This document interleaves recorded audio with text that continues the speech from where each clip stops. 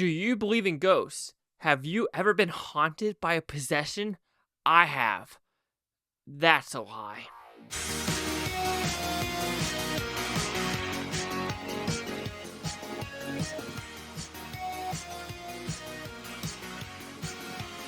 Chase Oyaki here at the Blue Futon reviewing Oddity. What's it about? This is a pretty simple premise. I think this is based in Ireland, Scotland, UK.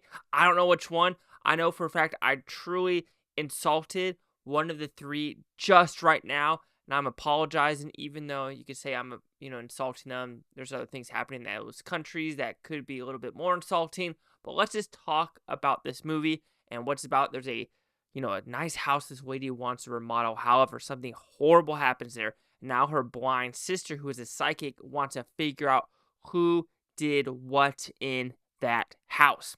So, do I like this movie? Yes. This is a well-crafted, well-thought-out, just horror, supernatural ghost story. You don't get a lot of these anymore. The last one this kind of reminded me of is called The Haunting. That one actually has Leah Dunham in it. That's like an old-ish movie. It's about a hotel haunting.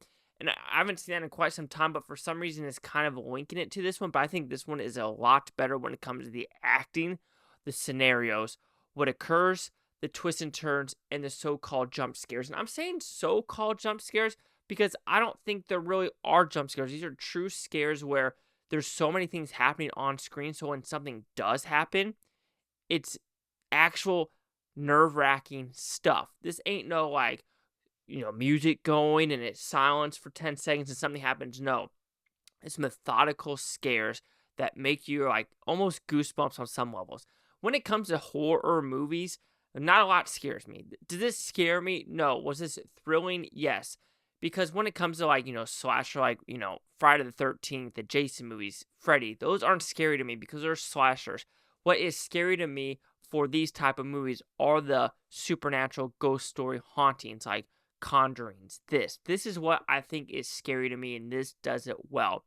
The story, the twists and turns, absolutely fantastic. How it's shot.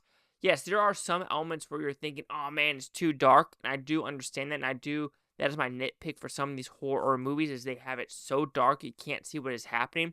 Here, yes, on some levels, but it is enough to me think what is happening here, and they do it on purpose because you see something here and then see something there.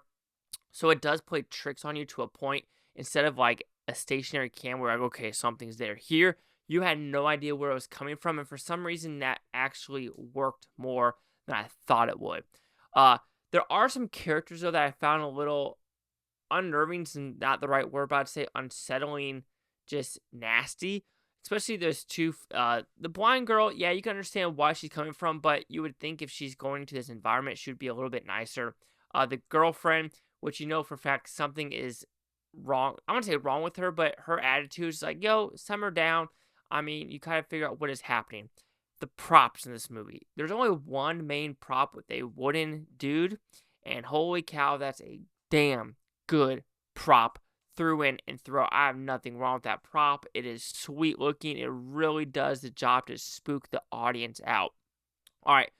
People might be a little bored, or some of the pacing issues might be a little bit for some people. For me, it was slow, methodical, and it kept me to the point.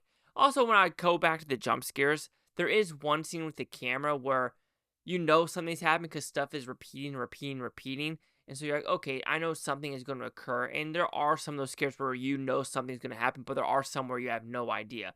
Because there are some damn good twists and turns where it's would you open that door? Would you trust that person? Would you do this? Would you do this? Yeah, you could see what is happening at the very end. I want to say the very, very end, but what happens to one of the big reveals, and you're like, okay. And then something happens, you're like, oh, good God. And this is where I was not happy with the ending, but the more I drove home, the more I realized I enjoyed it more, because I love revenge movies, right? I love them. And I want to see, if a rapist happens, I want to see that motherfucker go through a garbage disposal. I want a freaking log chopper. I want the whole 9 yards. I want that gratification. However, this movie makes you think, is the instant gratification of revenge really what this person is needing? And I kind of dug that. I kind of dug that this person is now screwed forever.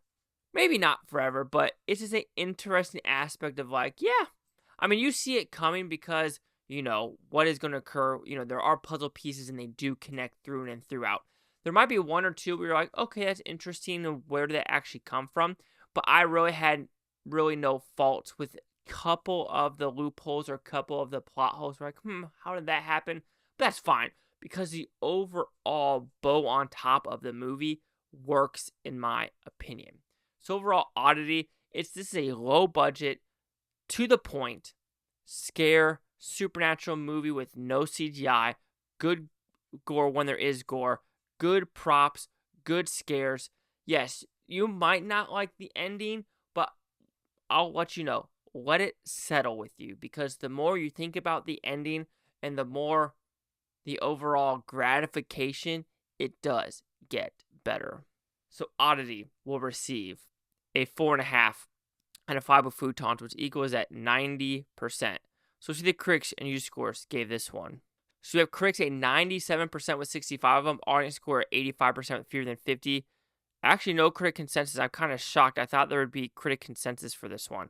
But see this if you can. It's really freaking good. 90, 97, 85. Chase Leak here at the Blue Futon. Like, comment, subscribe. Let me know what you think. Butontopia. You Butonians, thank you for watching a great day. I don't care if you watch this tape tomorrow, week from month, or a year from now, every single freaking one of you. Peace and love. Peace and love. And bring these Shudder movies to the screens if they're good. Because Cinema Dick sucked.